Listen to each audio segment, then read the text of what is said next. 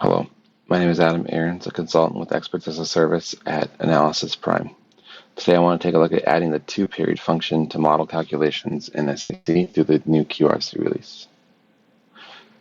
First I want to take a look at the ToPeriod function as a time restriction for lookup and restrict. Then we'll take a look at how it works in SAC, and we'll come back and review everything we've seen. So first of all, when using lookup or restrict, and only lookup and restrict at this point, as a calculated measure, ToPeriod can be used to restrict the time frame in which that lookup is referencing. So the ToPeriod syntax is simply ToPeriod followed by the restriction. It's either month, quarter, or year, in quotes, as it's seen on the screen. When you do this, you'll get a warning down at the bottom that talking about drill functionality and flexibility in the dynamic function. And you can set the restricted measure to the date alongside the calculation. Let's hop over to SAC and take a look at what this looks like. So I am inside my model, and so I've got a few of these calculated measures going right now. So I am going to restrict it by the month, by the quarter, and by the year.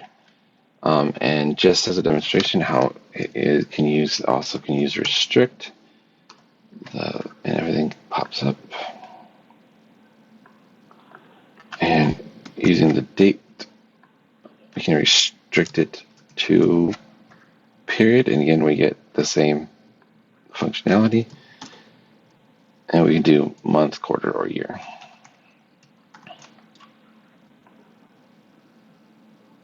And we get the same warning that says we want to take a look at the required dimensions, and do we want to require date. We'll take a look at what this date requirement can do in terms of display when we hop over to a story.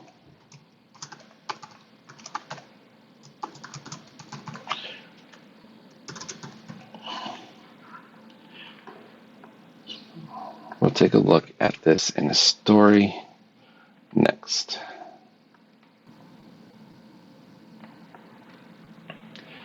So I have a story set up with 2 periods. My 2 period measures are across the top here. So I'm looking at revenue by location, and then these dates are expanded. So you can see the month is equal to the month. We see the quarters are accumulating for each quarter, and the year accumulates across the top. But the one thing we also noticed here is that we don't see the totals for Q1, and we can't see anything happening in Q3 unless we expand it. So, which is kind of an interesting limitation. But this is actually we can overcome this by setting it up in the model. So if we hop back to the model real quick, you can see that I did not set the required dimension for period because it's on its own, but I did set it for year.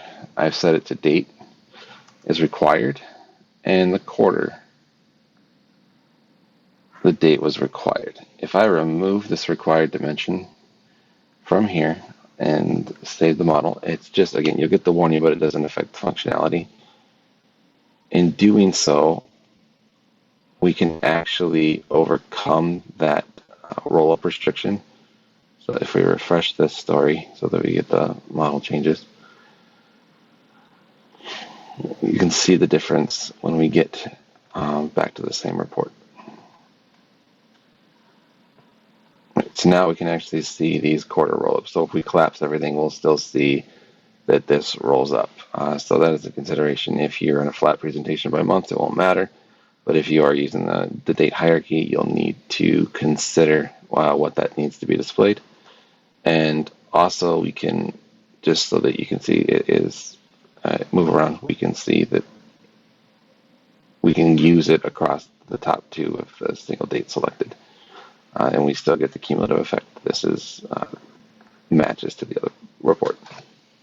So real quick, the time period, or the 2 period rather, is a dynamic way to restrict model measures, restricting the lookup and restrict model measures. And requiring the date dimension, as we saw, can cause upstream reporting issues. We need to have consideration of whether or not you need that roll-up, and it depends, again, how things look and how things are designed in the story. So that is consideration of whether or not to require the date functionality, the date dimension in that functionality. Thank you for your time.